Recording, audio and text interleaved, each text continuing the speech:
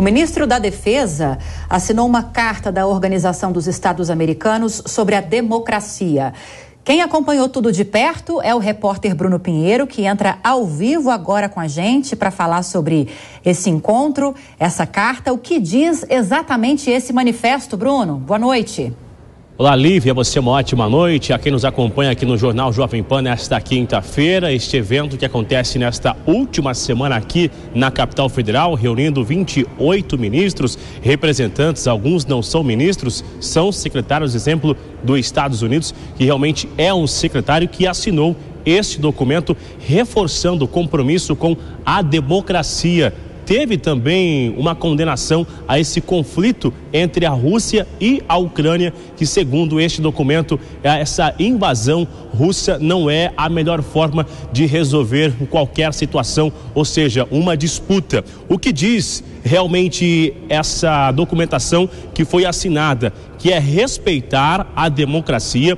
Essa carta, por sua vez, ela acaba afirmando que a democracia é um direito do governo e também uma responsabilidade do governo de fazer a sua defesa. Esse evento é uma discussão sobre a segurança, sobre a defesa também, e também alguns números foram apresentados em relação aos últimos anos. O ministro da Defesa, general Sérgio Nogueira, aliado também do presidente Jair Bolsonaro, inclusive numa discussão em relação ao sistema eleitoral, às urnas eletrônicas, que muito se fala sobre a democracia. Ele fez a abertura do evento e fez uma fala também durante esta cerimônia, assinando este documento junto com os outros representantes. Nós separamos uma fala do general, ministro da Defesa. Vamos ouvir o que ele disse. O quanto os nossos países têm se dedicado à promoção e ao fortalecimento da paz e da segurança na América, unindo esforços em prol do desenvolvimento e da prosperidade no continente, bem como na reafirmação dos princípios e dos valores de democracia, de soberania e de liberdade que são tão caros aos nossos povos. Esse documento é realmente muito semelhante ao que foi assinado na edição anterior, em 2020, que aconteceu lá no Chile e que fala realmente, reafirmando ali o seu compromisso de respeitar essa carta da Organização dos Estados Americanos, assim como a democracia interamericana também e os seus valores. Esse encontro acontece uma semana após uma reunião com embaixadores, representantes lá no Palácio da Alvorada, também falando sobre a democracia, a liberdade, urnas eletrônicas, e agora 20 representantes acabam se reunindo aqui na capital federal. Esse documento foi assinado no encerramento. A gente vai seguir acompanhando a ressaca, como sempre falamos, né? A repercussão após essa assinatura e o que deve acontecer como resultado de um encontro aqui na capital federal. Volto com você no estúdio, Lívia. Obrigada pelas informações, Bruno. Até já então com mais informações pra gente.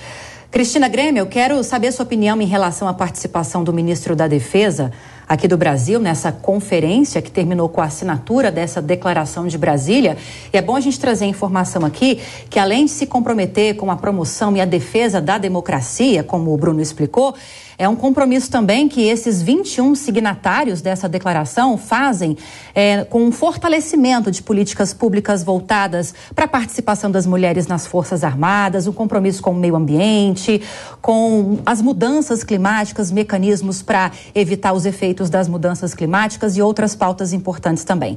Queria sua análise em relação à participação, às falas do ministro general Paulo Nogueira, justamente nesse momento bem próximo a essa intensificação que o presidente fez das críticas e das suspeitas em relação à segurança das urnas eletrônicas, e nesse momento também em que essa carta da democracia está alcançando mais signatários, como falamos há pouco.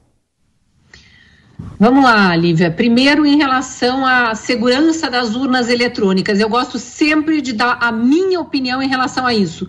Não vejo questionamento às urnas eletrônicas especificamente. Houve muito em 2018 por parte de eleitores que tiveram dificuldade em votar mesmo, mas os questionamentos posteriores, especialmente depois que um hacker revelou que passeou pelo sistema eleitoral brasileiro sem ser descoberto durante 8 meses, naquele mesmo ano de 2018, os questionamentos legítimos que vêm sendo feitos pela população brasileira, por pessoas de várias esferas, de várias profissões, e foi endossado, encampado pelo presidente da República, é em relação à transparência da apuração dos votos, ao que acontece no caminho da urna até a apresentação do resultado final, que não tem nenhum defensor de democracia dessa cartinha aí de 300 mil que sabe explicar qual é a segurança que nós temos nesse trajeto da urna eletrônica. Falam só em boletim de urna. Sai boletim de urna, soma um número com a outra e esse é o resultado. Quem garante? É isso que nós queremos saber. Quem vai fazer a contagem pública dos votos exigida pelo Código Eleitoral, que não vem sendo feita há 26 anos, desde que foi implantado o sistema eleitoral brasileiro eletrônico. E aí, em relação às cartas especificamente, eu acho que o ministro da Defesa, como representante do Executivo, faz muito bem de lembrar aos presentes, aos vizinhos de países sob tirania, inclusive, que aqui no Brasil o Executivo respeita a Constituição. Mas eu acredito que nos bastidores tenha lembrado também que, infelizmente, nós vivemos hoje uma ditadura da toga. O Brasil tem presos políticos, tem jornalistas perseguidos, tem político com foro, com imunidade parlamentar preso, tem pessoas sem foro privilegiado sendo acusadas e investigadas no Supremo Tribunal Federal, que é uma corte exclusiva para quem tem foro privilegiado. Então tem muita irregularidade acontecendo no Judiciário, e o Legislativo também peca por ser a instância revisora e se omitir, não falar nada em relação às inconstitucionalidades cometidas por ditadores de toga. Agora, em relação ao Executivo, acho que ninguém pode contestar que a Constituição vem sendo respeitada e que o presidente atual, embora muito criticado por outros motivos, é talvez o único grande defensor da liberdade neste continente chamado América do Sul. A gente tem visto o comunismo tomando conta aí dos países vizinhos, muita tirania, os nossos irmãos argentinos, infelizmente, caminhando por uma bancarrota muito parecida com a da Venezuela, e a gente não vê nenhum representante erguer a bandeira da liberdade. Aqui se ergue. Então, essa carta aí dos 300 mil, dos banqueiros, dos artistas, ela vai chegar a 1 milhão, eu não tenho dúvidas. Tem muito dinheiro envolvido, tem muito estímulo, tem muita propaganda, tem jornalismo militante fazendo propaganda dessa carta. Eu não acho ela nem um pouco expressiva, enquanto a gente tem 3 milhões de assinaturas guardadas na gaveta do senhor Rodrigo Pacheco, pedindo que se coloque em votação o impeachment do ministro Alexandre de Moraes, que é um dos que não respeitam a democracia no Brasil, não respeitam a Constituição. Então, por enquanto, são 3 milhões contra 300 mil.